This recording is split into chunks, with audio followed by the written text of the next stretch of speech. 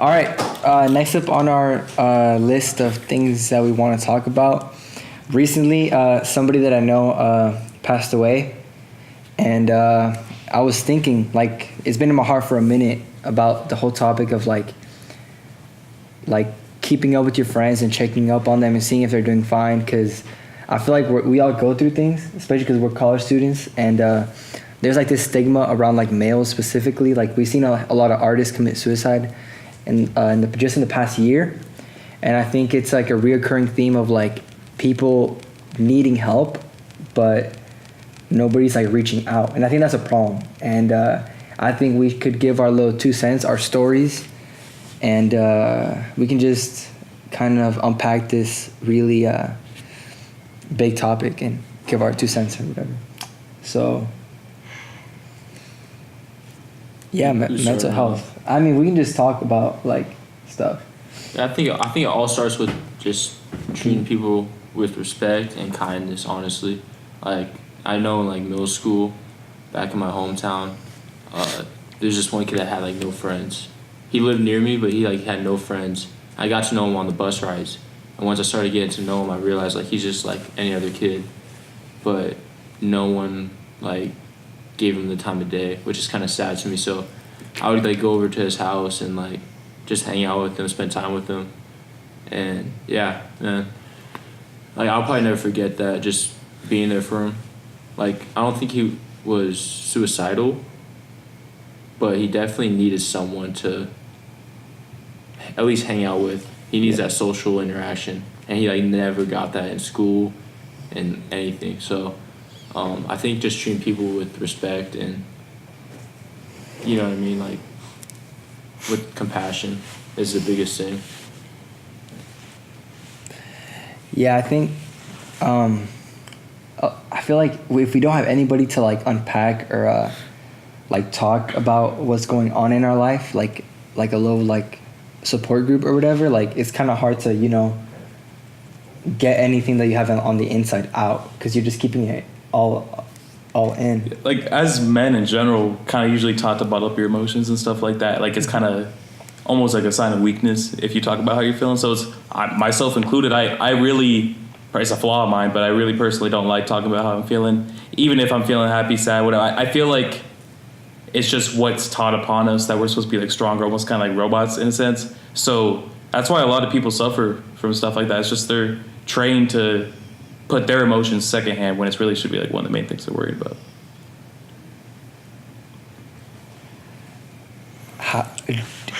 Do you guys think that like the music you listen to affects like your mood, feelings, or overall like emotions throughout the day?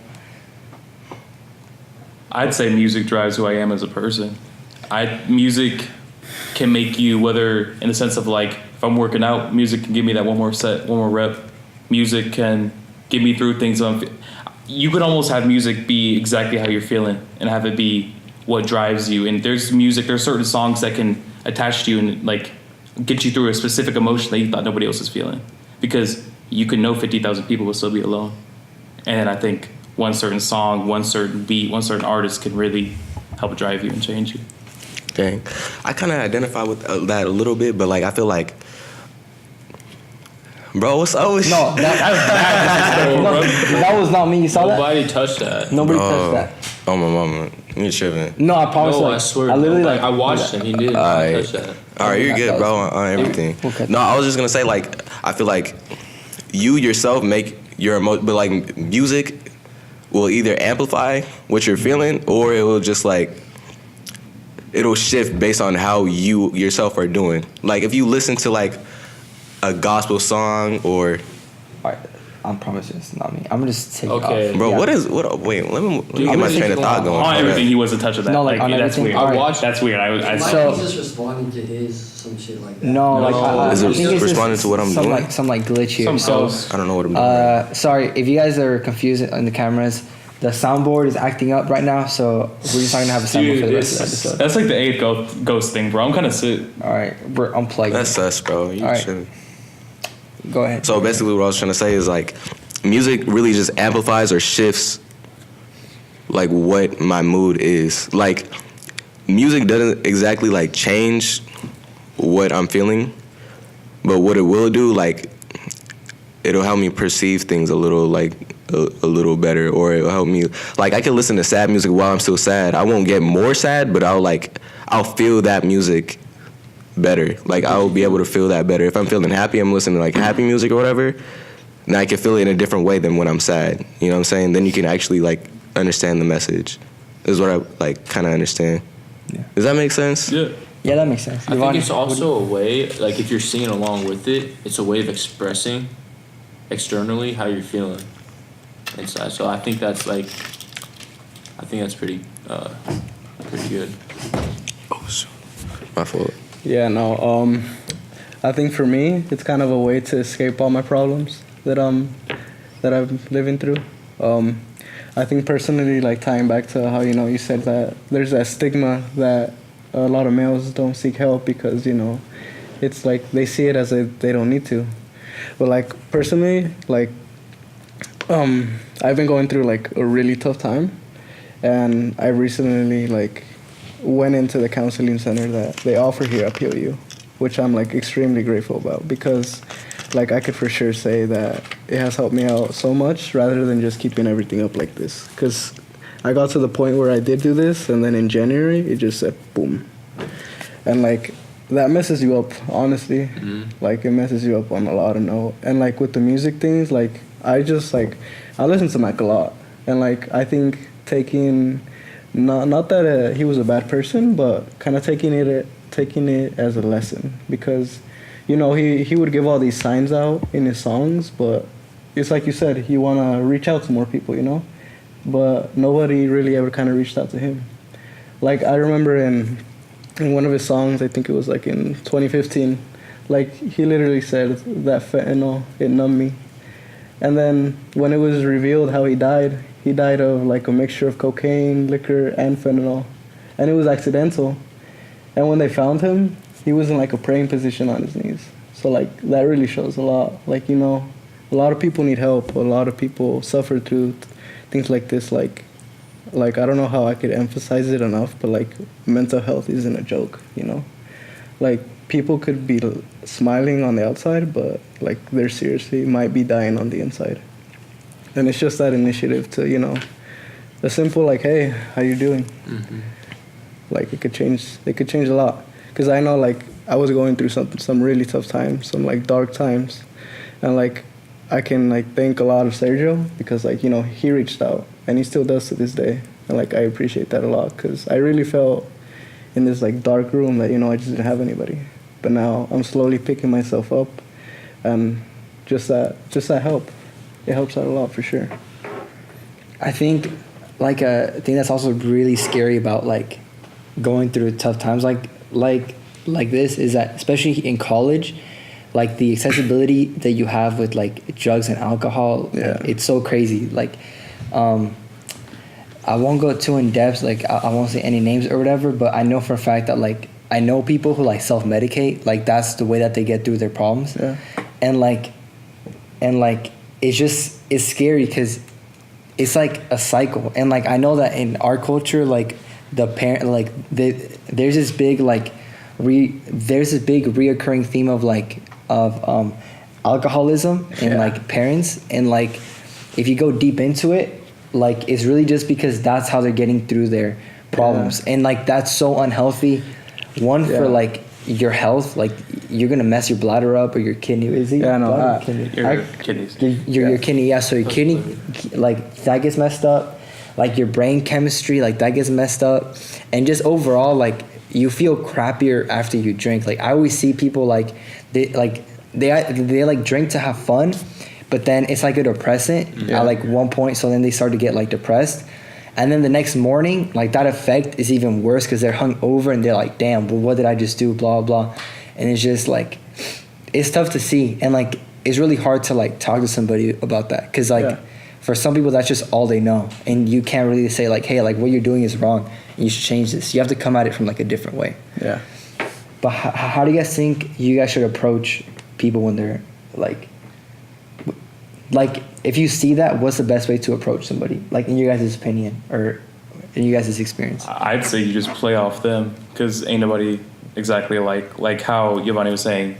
Not everyone's going to go to the counseling center because not everybody's ready to talk about it like that. For sure. And not everyone's going to open up to you. Not everyone's going to be like as open or receptive to the help you're giving. So see what they're comfortable with and work off that to begin with.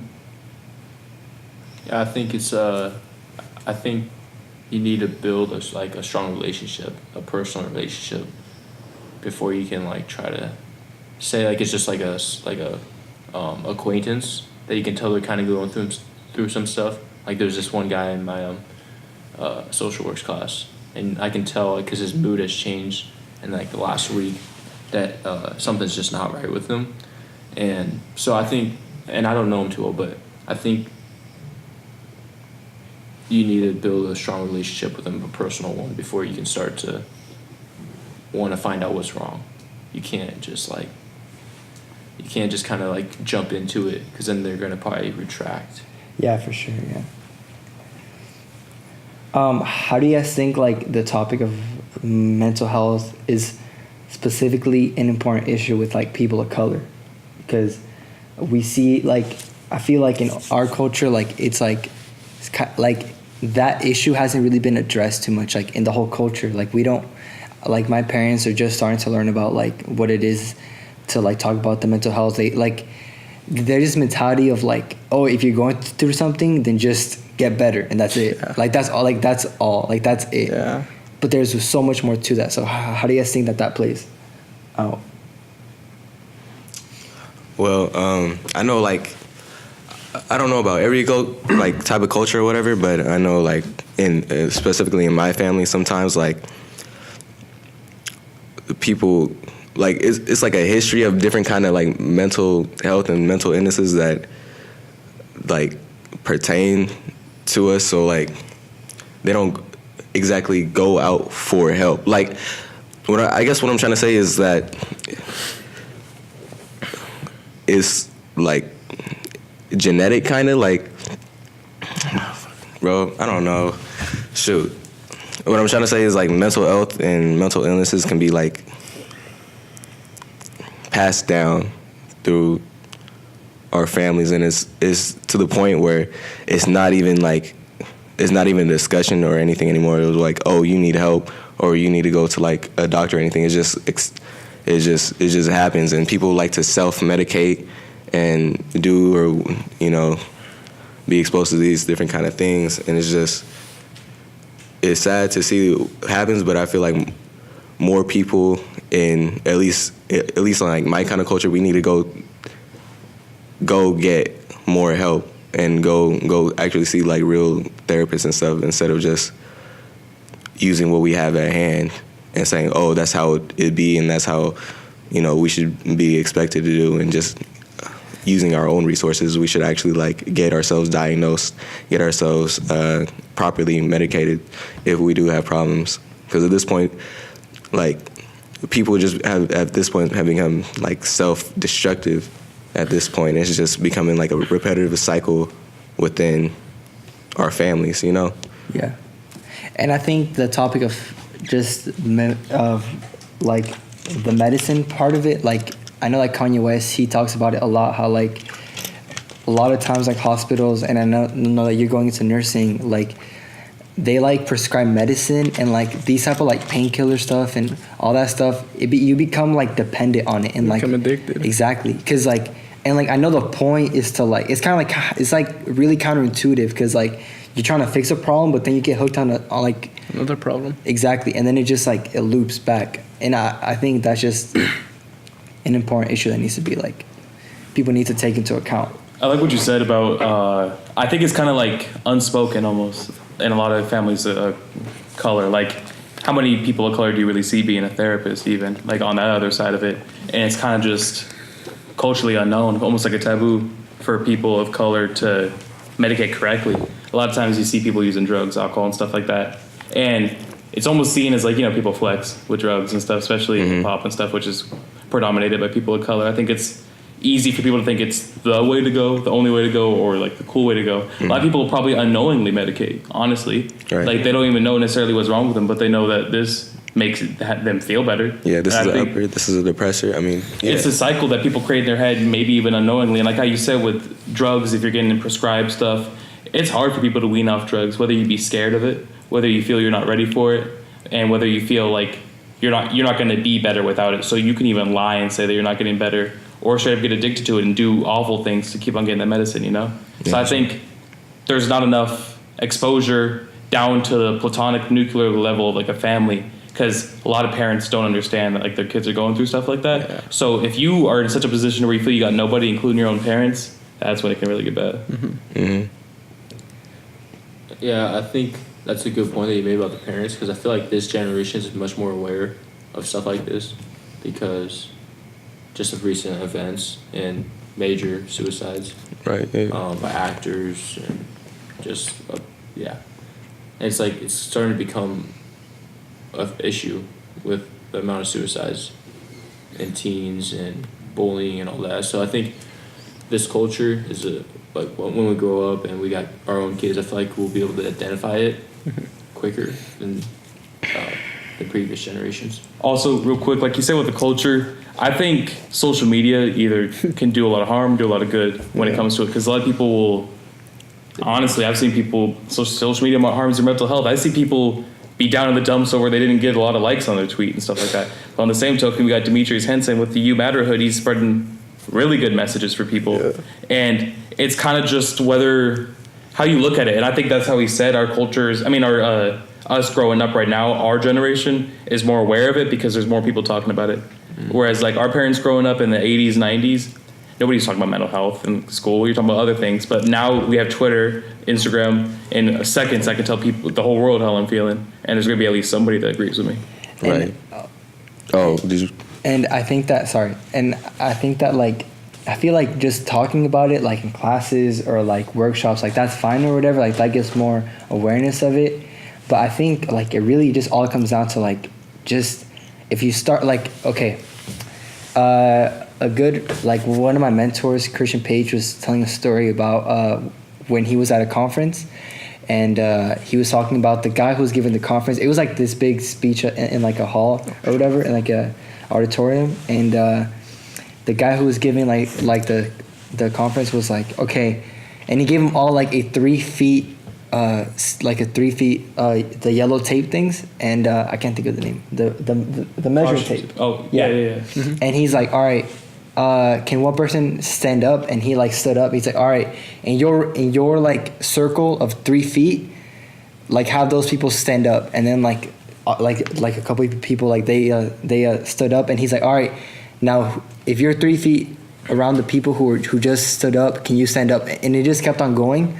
So like what I'm trying to say is like if you just start with your small group of like friends, and you talk to them and you like have a good communication and good support, you know, you can kind of like, that's kind of like how you change the world. Like I'm not like with things like this and just with anything, a lot of people think like, oh, if I lead a revolution, then like that's it, you know what I'm saying? But it doesn't really, like that's not really what it's about. Like you kind of just have to start like, you have to start with the people around you, and then that like grows, and you like, and then like it's kind of like, you know what I'm trying to say? I feel you. No, I know what you're trying to say. Of course. You can't climb a mountain. So you have to start with the 3 feet around you. Like that's really what it is. So like, I think that's just the best way to go about it. Yeah.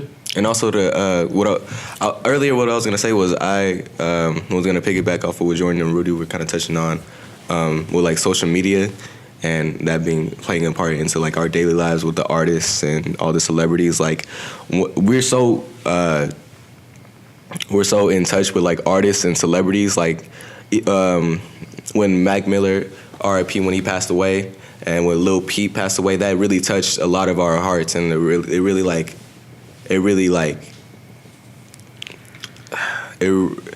meant a lot to like a lot of us when our like favorite artists and our heroes passed away from these, and we look at our role models as, I don't know, what am I trying to say? I'd say, I mean personally, like I talk about Mac Miller X, for me, I'd say you idolize them in a sense, and since we have social media, you almost feel close to them, like you know them, right? Because our parents growing up, if you're into Tupac, Biggie, you don't know what Tupac's thinking. You only see what he gives out in interviews and stuff, which is a totally different section of him. Whereas artists nowadays can put on their Snapchat story exactly what they're doing right now, and you feel way more. It's a false sense of you feeling like you're one of their best friends, right? Because you keep up with them just as much as you keep up with someone. Honestly, like you could probably hear from one of your favorite artists as much as you hear from your parents while you're in college.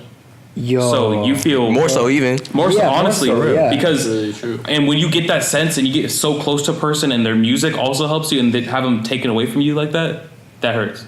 But like also, I think like going into that thing with social media, I feel like for artists like that, it kind of consumes them up too, because knowing that they have such a big name in society, you're expected now to be like, oh hey, I'm okay, I'm doing this, and if you don't post, you don't tweet, then people think something's wrong.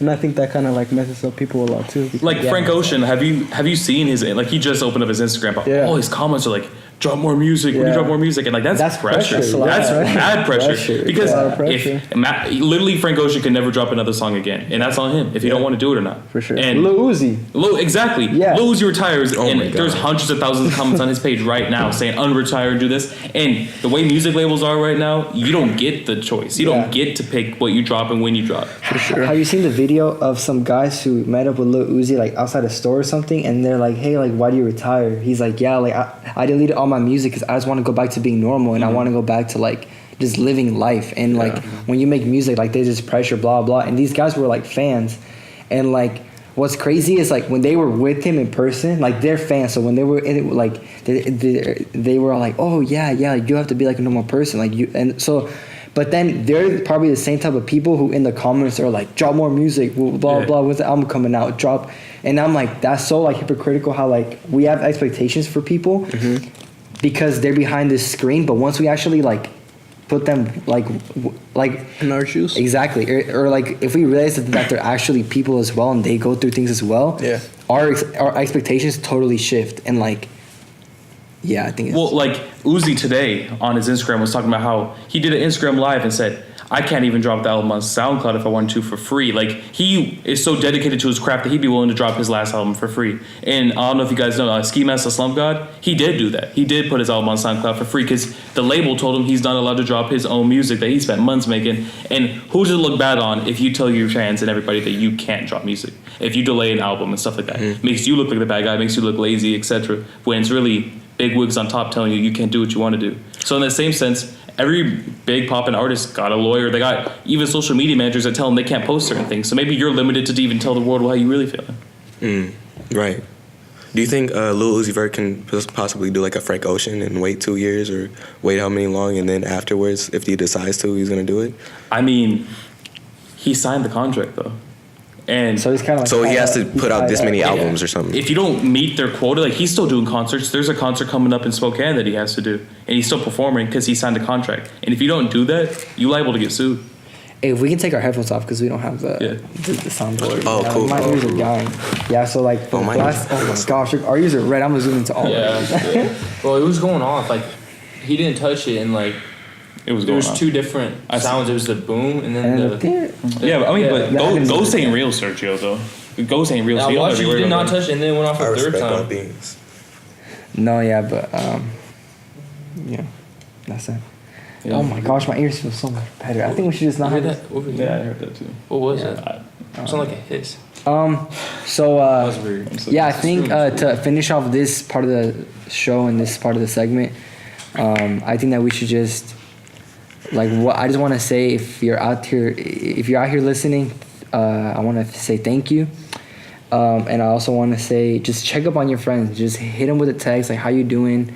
Just go up and talk to them. And it's also, I know Tyler, the Creator, has this song where he's like, sometimes the loudest one in the room is also the loneliest one in the room. So like sometimes if somebody's like showing signs, and you should go like talk to them. But it's also the people who like try to fake it the most, who are going through the worst things. So like you have to go and talk to them as well, because you know what I'm saying, nobody is safe from any sort of these issues. And I think that's a good note to end this segment on. So we'll be back in a couple of seconds. We'll be back. Just talk to your friends and I don't know, just reach out to people, man, because Be there, people really need that. A simple conversation can change someone's life. For honestly, sure. at the end of That's the what day. I'm saying. It just spreading love, and that means so many things. And yeah, just we'll be back.